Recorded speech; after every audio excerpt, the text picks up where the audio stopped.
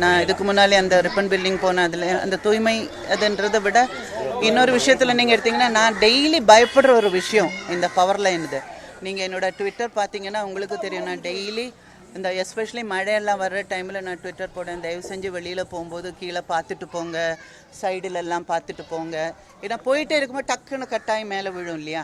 நான் ஒரு வாட்டி நாயகி ஷூட்டிங் முடிச்சு வரும்போது அதே மாதிரி என் கண்ணு முன்னார ஒரு லைன் வந்து விழுந்துடுச்சு. விழுந்து அது போட்டு ஆடிட்டே இருக்கு. அப்புறம் நான் அங்கே இறங்கி பின்னால் வந்த காரங்க கிட்ட எல்லாம் வந்து பவர் லைன் விழுந்து கிடக்குதுன்னு சொல்லி இபி ஆஃபீஸுக்கு ஃபோன் பண்ணி, அதில் இபி ஆஃபீஸில் கூட எனக்கு ஒருத்தர்கிட்ட இருந்து ஒரு கோஆப்ரேட்டிவான பதில் வரல.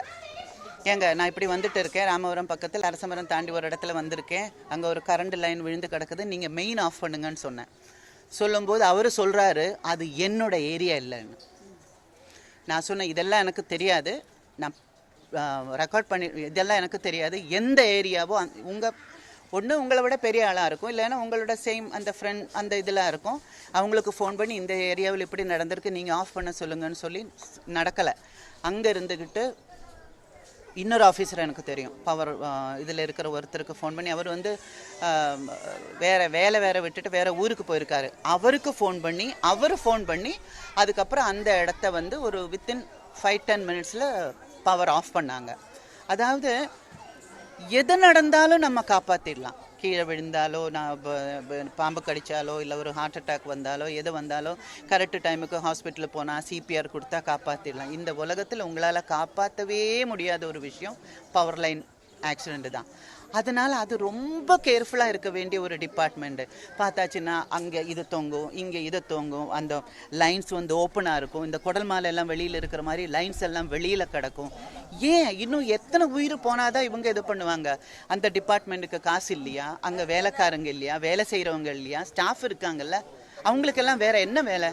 அது வேறு அந்த அந்நியன் படம் பார்த்ததுலேருந்து ஒவ்வொரு டைமும் பெரிய மழை வரும்போது பயமாக இருக்கும். எத்தனை பேர் இதாக போகிறாங்க என்னன்னு தெரியல. எனக்கு ரொம்ப கஷ்டமாக இருந்தது எனக்கு அந்த நியூஸ் பார்க்கும்போது. நமக்காக நம்ம என்ன சொல்கிறது, நம்ம அசிங்கத்தை எடுத்துகிட்டு போய் நம்ம வீடை க்ளீன் பண்ணுறதுக்காக ஒரு பொண்ணு கஷ்டப்பட்டுட்டு இருக்கு, அந்த பொண்ணோட உயிரை எடுத்துருக்கு பாருங்கள். அதுவும் நம்மளோட கேர்லெஸ்னஸ் அப்படின்னு தான் நான் சொல்லுவேன். அந்த டிபார்ட்மெண்ட்டினோட என்ன தான் அவங்க காரணங்கள் சொன்னாலும் சரி, அவங்களுக்கு கொடுக்க வேண்டியதை கொடுத்து செய்ய வேண்டிய விஷயங்கள் கரெக்டு டைமுக்கு செஞ்சுருந்தா, எலெக்ஷன் வரும்போது மட்டும் அதை செய்கிறேன் இதை செய்கிறேன்னு சொல்கிறாங்கல்ல, இன்னும் எத்தனை உயிர் போனதுக்கப்புறம் இவங்க இந்த டிபார்ட்மெண்ட்டை சரி பண்ணுவாங்களாமா? அன்றைக்கி ஒரு மீடியாவில் பார்த்தேன், அவங்க வந்து நாங்கள் பார்க்குறதுக்கு போகும்போது நடந்து போகிறதுக்கே பயமாக இருக்குது அப்படின்னு.